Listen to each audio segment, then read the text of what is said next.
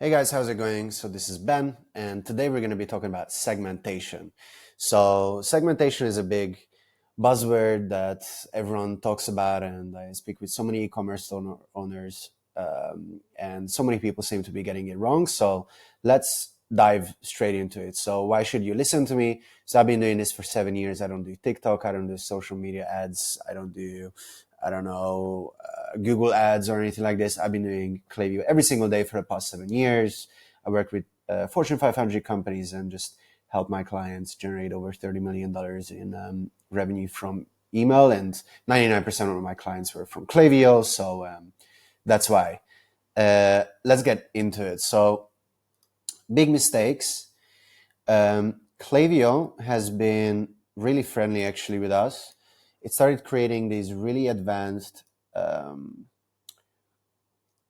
customer distribution, just like kind of like just telling you where are we at. So this is an example from one of my clients where we have an NDA, obviously, so I can't share the name, but they have about 75,000 people on their email list, and this is the current situation. So we're going to be doing some list cleaning very soon. And yeah, let me just reset my camera so that it actually works. This is where we're at. And the client was recently asking me like, hey, like, can we send these people an email, like these inactive people, right? Because most e-commerce owners have this feeling that when they had someone and then they don't have them anymore, it's kind of like a human tendency to want to get them back, right? But the thing is, in my experience, so if we have, let's say this is your situation, right? So we have like about 5,000 champions, 5,000 recent, 5,000 needs attention, and about like 12 to 15,000 inactive. There's a temptation to, first of all, create a win back flow, which in my experience is terrible in e-commerce, depending on the definition that you set. So for example, when I go to win back flow Klaviyo, it's going to tell me to set it up in a way where it's like people that have made a purchase and then didn't do anything for 60 days or something along those lines.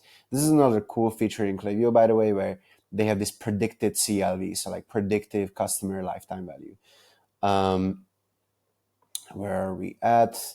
Yeah, so we've got, this is a very common trigger for the win back flow. So when someone placed an order and then they did nothing for 75 days and then sending them an email again. So this is, in my experience, something that works a lot better with info products, where you can be a lot more personal and, hey, is it something that we said, blah, blah, blah.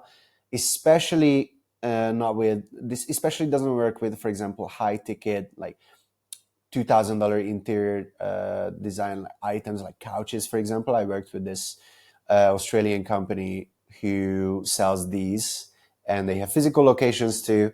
And for them, it didn't make any sense to do anything like this, because how often do you buy a $2,000 couch, right? So in there, the main focus, and I'm working with one as well right now, the main focus with these kind of stores would be everything pre-purchase, and after they purchase something, I would want to set up like a referral system. You can use Referral Candy or Smile.io. These are companies that I am not associated with right now, but maybe I should be, to be honest, because I refer them so much business. Maybe I should set this partnership after this video is recorded. Referral Candy is one. Smile.io is another good one. The Smile.io is a little bit more comprehensive, like full on like loyalty program, and you can do referral systems. And hey, if you subscribed on, or like if you follow us on Instagram, you get 10 points. If you buy something, you get 100 points, and then you can do whatever sort of discounts or benefits that you want with those points. So yeah, that's a little bit of the advanced stuff, but let's also talk about like how I would consider this situation, because the client was asking me, and I understand their thinking.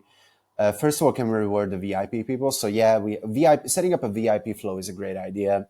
These are I'm a big fan of simplifying everything possible and sending as many emails as possible to the top 10 to 20% of your list is a good idea.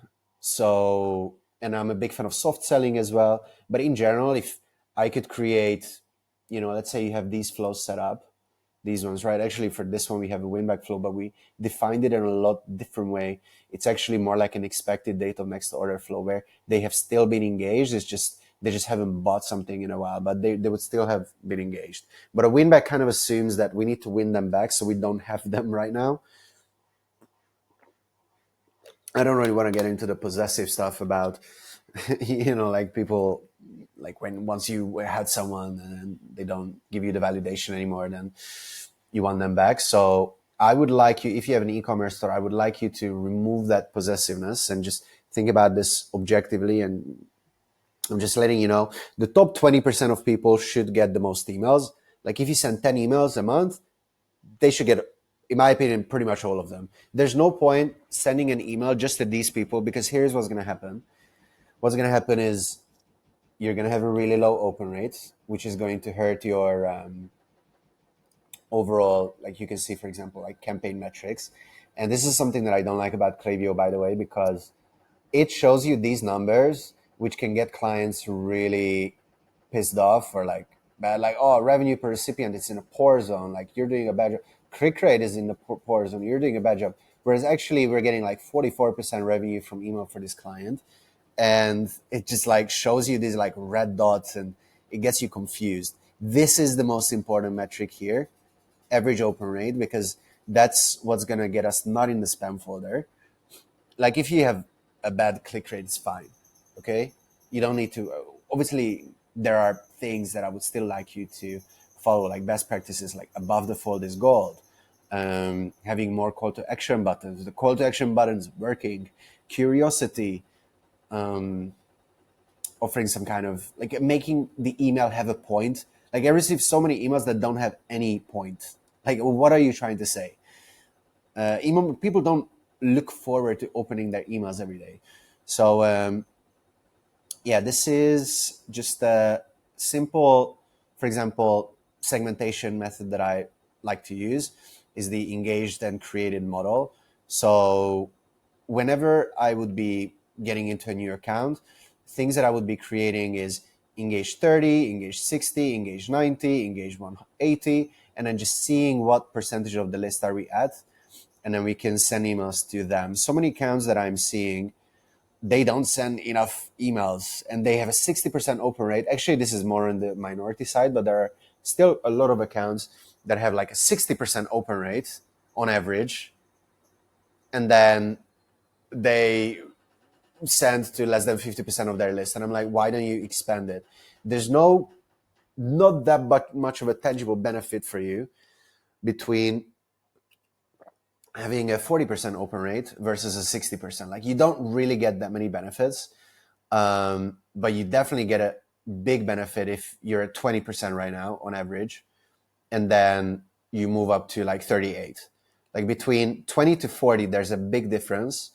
That's the good zone in Klaviyo. Actually, realistically, like above 30, but Klaviyo is really trying to push you on to be on the extra good side because it's a software, so they want the best. They want their customers to be on the safe side and not end up in the spam folder, because also their customer support team will explode. So there's that. And yeah, just back to this. So in general, the two main metrics, like if you follow this channel, I think you get the idea that I like simplicity, simple scales, fancy fails. And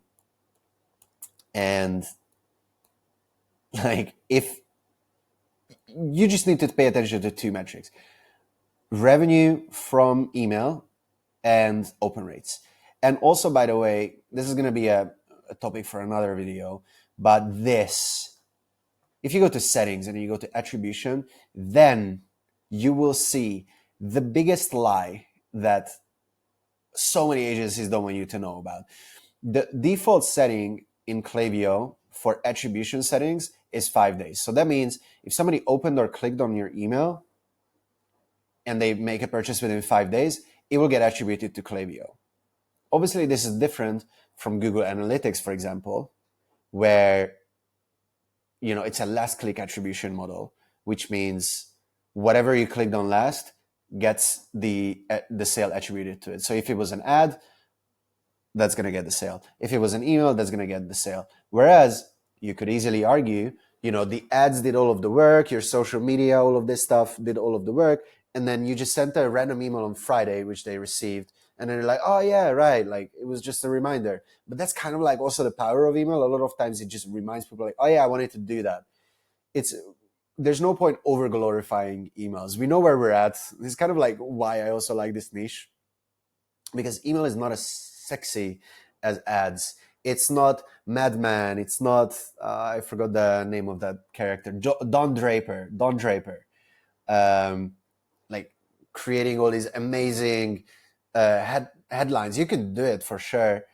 And yeah, like it's cool. I love copywriting. I love writing funny, creative. It doesn't have to be funny, but I love creative copy. And I love doing stuff like the header image is, let's say, a screenshot from a group chat within your, like, let's say you have your e-commerce team and you have like a channel for marketing purposes, and then the boss, like as per usual, just sends like lowercase letters like, hey guys, let's do an email about how this product, I don't know, supplementing, for example, is just like one pill does it all. Whereas and everyone hates taking 100 pills. And like that's the screenshot and that's the headline of the email. So like it kind of tells a story, it's kind of creative, and you kind of get an insight into how the company works. And then the marketing guys are like, sure, yeah, I'll take care of it. I don't know, if there's a joke in there, that's even better. I love all of this creativity, but at the same time, there will be agencies, circling back to this point, who will just, without you knowing, change the attribution window from 5 days to 30. So everything gets attributed. And then they're like, oh yeah, we're getting 60% revenue from email. And then you didn't even know about this. Very similar to SMS, by the way.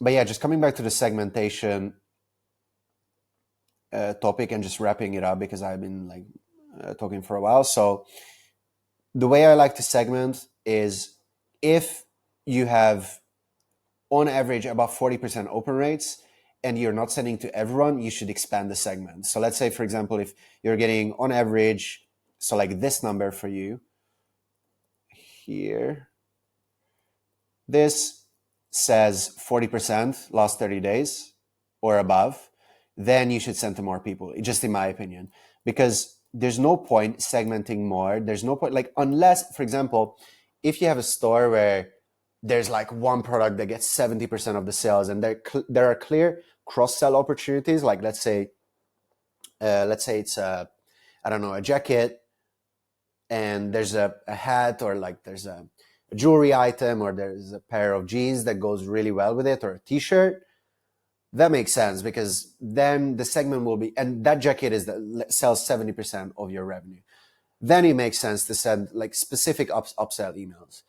But if they're like kind of, you have 10 products and they are kind of equal, or there's like one that, it doesn't make that much sense. Just in my experience, it's better to send a more generic email, which is not the advice you might find the most exciting, but generic email with a personal touch. You add a personal signature at the bottom. Hey, today I just wanted to let you know, blah, blah, blah, blah, blah. Add some value, ideally. Like if you sell supplements, it's so obvious how you can add value. For jewelry items, it's just like minimal copy. Hey, this item has been really popular recently, thought you might like it. And even if they purchased it already, it's fine to send it to them, okay? And I want you to segment based on engagement, because that's the most important metric for Klaviyo. So if you're getting 40% or above open rates, I want you to send to more people. So let's say 40% or above open rates, and you're sending to engage 90.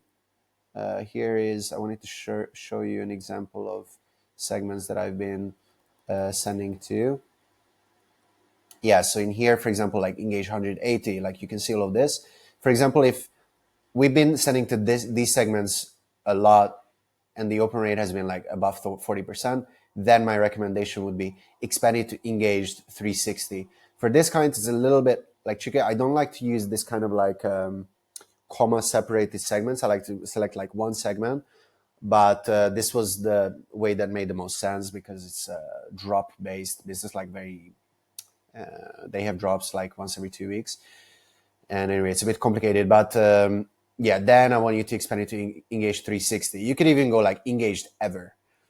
So hope that gave you some kind of insights into how I've seen segmentation work well with e-commerce stores, especially in the 7 to 8 figure range, and even 6.